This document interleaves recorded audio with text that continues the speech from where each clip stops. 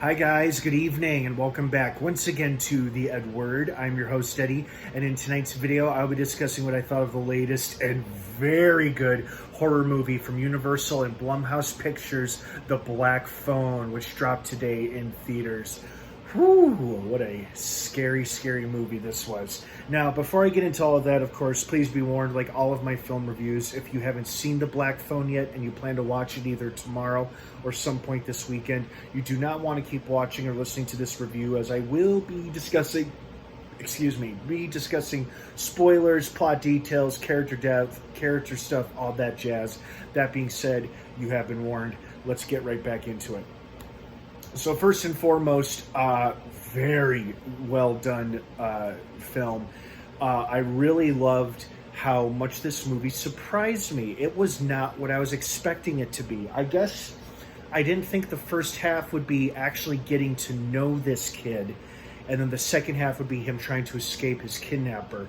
But the more I think about it, it makes sense to me, because you want to root for this kid and you want to care about him. You want to see the hardships and struggles he goes through at home, at school, and then, you know, how he becomes stronger as a young lad throughout the course of his struggle and during his ordeal, and, you know, how he's able to defeat his enemy and save his own life.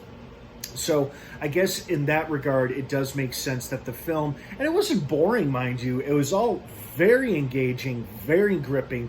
Everything kept your attention. It wasn't like it was boring or a slow burn or nothing. It was very well done and a well-paced film. But I guess I just didn't expect it to feel like a drama before it felt like a horror movie. But even during the dramatic moments, there were some horror beats here and there sprinkled throughout that reminds you, yeah, this is a scary movie, so stay on your toes. Hats off to Ethan Hawke. Who was he scary? I didn't think he would be masked for a majority of the film, but then I realized that he was just so much creepier that way. Like, even with the mask on, you can tell with the voice and with the eyes just how truly deranged this motherfucker was. Oh, man. And you know what? The trailers did show some of the more scarier moments in the movie, but seeing them all together in the context in the film from beginning to end made them even that much scarier. In fact, there are a couple moments that made me jump despite telling myself, oh, well, I remember seeing this in the trailer. It still got me, because you see the movie, when you see it in its entire context, it just makes it that much more scarier, makes it make it much more sense. You know, one thing that the movie did that did surprise me, and I'm kind of glad they didn't do it either, because that would have been quite frightening. In the very end, I was expecting they'd follow sometimes the typical horror movie trope, which is you think the villain or the monster is dead, but they come back to life for one final scare before you put them down for good. And I kind of thought that's what was going to happen with the grabber, that he didn't get his neck broken by Finney, and he somehow comes chasing after him out of the house. But it turns out the kid did break his neck, so hats off to him for that. And I was like, oh, I guess they're abandoning that classic horror movie trope. Not that it's in every horror movie, but it's in a good amount of them. So I was like kind of bracing myself, like, one final scare, one final scare. Oh, he's reunited with his sister. The cops found the right house. Great, he's really dead. So it was a good movie. But you know what? I gotta say, the part that was probably the most unnerving and unsettling to me wasn't even any of the horror stuff. I mean, that stuff was spooky. But the part that was honestly the hardest for me to sit through and watch was watching the drunken asshole of a father that he and his sister have beat the hell out of the poor sister when she's questioned by the cops about the other kid's disappearance because of her dreams that she has about the grabber and the missing kids. That poor girl. And then the dad does kind of make up for it in the end. I mean, I doubt he really changes, but clearly you could tell he does to some extent love his children, and how happy he was to see them both at the end of the whole thing, you know, especially with his son being rescued and found alive, because in most kidnapping cases, unfortunately, it's the exact opposite.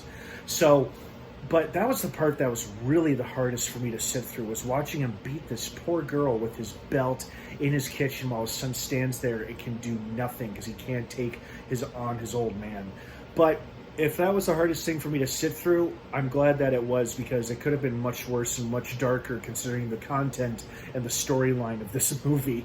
Speaking of the sister, I don't know who that actress is, but that character stole the show. Don't get me wrong. Finney and Ethan Hawke were both great. Everybody was great in this movie. But the girl stole the show. She was funny. She was brave. She was tenacious. She had provided excellent comic relief. And she was there for strong, emotional, powerful beats as well, too. Hats off to that little girl, whoever she is. I hope she does more horror movies like that, playing the similar kind of character, because she absolutely nailed it.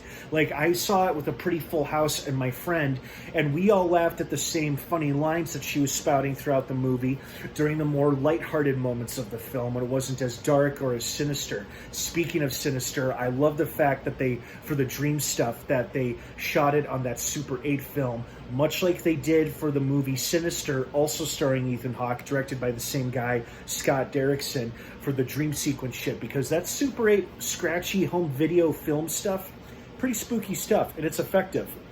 And I love that's what they use for flashbacks / dream sequences. So that was a creative touch. I liked that. Overall, really liked the movie. I didn't feel like the trailer revealed or showed too much. I mean, it saved one of the goriest and best moments of the film towards the end when, of course, he ends up killing his own brother. At first I thought, is the brother in on it? No, he really is an innocent bystander, and unfortunately is also becomes a victim of the grabber. So, I liked the climax though of the film, and I liked the movie in general. I might have to see it at least one more time because it was pretty damn entertaining, and I hope you guys liked it too if you're watching and listening to this. So, what did you think of The Black Phone? Did you like it? Did you love it? Were you expecting more? Expecting less? Let me know what you think down below in the comments section. Have a wonderful rest of your night. The Black Phone is now playing in theaters. Go see it. It's spooky. Have a good one, everyone. Thanks for watching. And of course, until next time, may the force be with you.